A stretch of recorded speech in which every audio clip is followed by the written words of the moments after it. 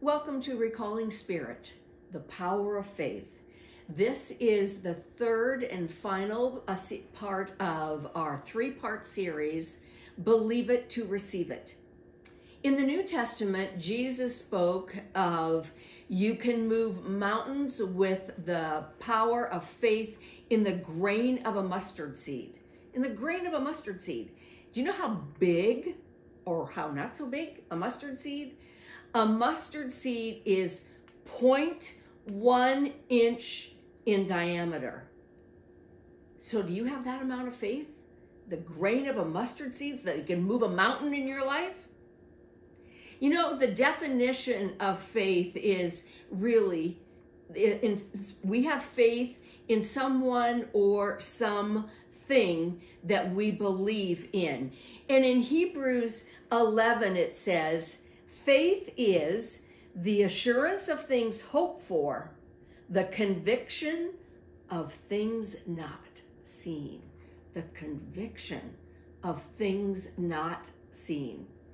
You know, in this Believe It to Receive It series, we've talked about how our words have power, where our beliefs lie, and how we can demonstrate more in our lives. So, as like usual, I always love giving exercises and steps. I do it to myself all the time. Now, what is a three-part step that I could do in an exercise to help me do something that I've always wanted to do? I've always wanted to take a trip. I always wanted to go down and see the ship in Long Beach, the Queen Mary. Did I ever go there? Did I ever do that? No, I never really did it. I gave it a whole lot of talk, whole lot of verbiage about it, but I never went there. What did I have faith in when I was doing it?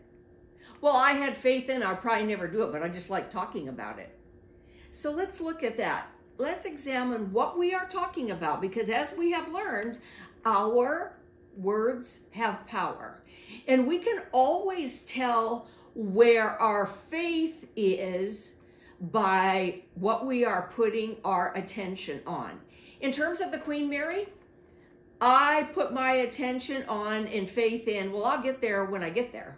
You know, I'll just get there when, maybe I need to have somebody to go with me. Well, I don't want to do it, it's too hot outside. So let's look at what words we are putting around our faith. Because our faith, we can always tell where our faith is by the words that we are speaking, by the thoughts that we are holding, and what we are demonstrating in our life. It equals where our faith is. So when was the last time you decided or said to a friend, your partner, whoever it might be, you said, oh, you know what? Let's take a trip to Washington, D.C. and go see all that Washington, D.C. has to offer. Or any other place, Barcelona. Did you have faith that that was going to happen? Did you believe that, like it says in Scripture, the conviction of things not seen? Just because that trip to Barcelona didn't show up, it was not seen? Did you have faith in the conviction that it would be seen? For the most part, we as human beings, we start believing in the power of appearances.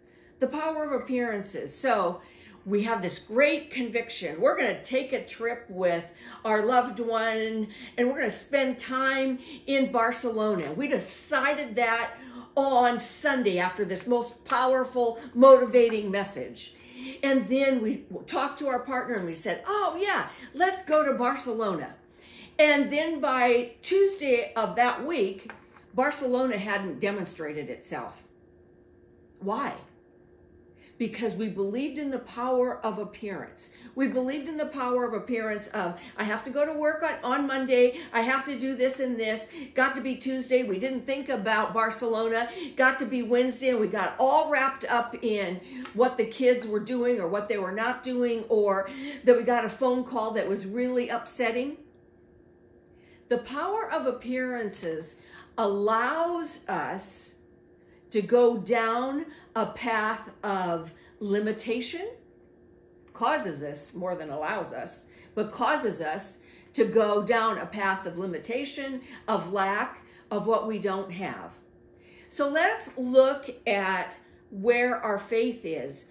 Are we putting our faith and our conviction into the words that we believe that we have within us, and the thoughts that we have that so intrinsically are mixed together? Because our thoughts, our beliefs, and the words that we speak come out and is demonstrated in our world. But the combination of those three equals where we are going to put our faith. So are we putting our faith in the world of appearances, in the world of limitation, or are we putting our conviction in an unseen substance that can be demonstrated if we hold the right thoughts, the right words, the right love, the right joy behind all of it? So let's just take that trip to Barcelona or any other place of your choice. What is the first thing that you would have to do in any plan? There has to be a plan. So you have to be a plan. So you're talking with your mate and you're saying, okay, let's choose June of 2024. And then you start making a plan towards that. You get the finances in order, you get your schedule in order, you get your passport if you need one. You start taking steps because you have faith that you have this trip planned with the one that you want to go with. And do you stop that faith just because it's December and of the year prior to going and you haven't done anything about it? We have to be so conscious and so vigilant every moment in our lives so that we can demonstrate and create exactly what we want. In order to believe it, to receive it, we must have faith in believing that we are demonstrating that we are able to receive. Do you have faith and believe that the words around that trip to Barcelona will really come into fruition? And do we believe that we'll receive it? Do you believe that you'll receive it? If there is any question about if you are believing that you can receive it, if that receiving part is not connected entirely with the believing part, you've entered into the world of appearance and have put your faith in the conviction that it will not happen. So how do we put our belief and our faith to be able to receive it? How do we put those three things together? There is a power for good in the universe and we get to use it. We call it God. And we believe in this unmanifested, incredible power that we call God in this form that we cannot see, but we know that God represents wholeness, joy, love, happiness. God does not think in terms of limitation, can't have, not enough. So we center ourselves in that belief that I am a child of God, created in the image and likeness of all of that goodness. And I have a divine right to create my life exactly the way that I want it. So we have that core belief within us. Now we want to go to Barcelona. How do we receive that? Because we have to put the believing together with the receiving. How do we receive that? We just take that deep breath in and we exhale and we say, oh, I'm a magnificent child of God. I'm created in the image and likeness of wholeness, and I have this divine right to create my life according to the way that heart's desire is coming out in me. And it is all for goodness, for pureness, for that is who we are. And how do we receive that power? Every time we start believing in that world of appearance, in that world of not enough, we take that deep breath in and we remove ourselves from that thinking or that situation, and we go into the stillness, into the quietness of our mind and heart, and we say, I am believing right now that I can demonstrate all of the good that I desire in my life. Why? Because I have been created in the image and likeness of God. And what I am desiring to demonstrate, it harms no one. So I believe more in the power of what God can do through me than I believe in what I can't have. In order to believe it, to receive it, we must become fully accountable in our spiritual nature, that we are. There's a moment in our lives, a defining moment in all of our lives. I don't care who we are.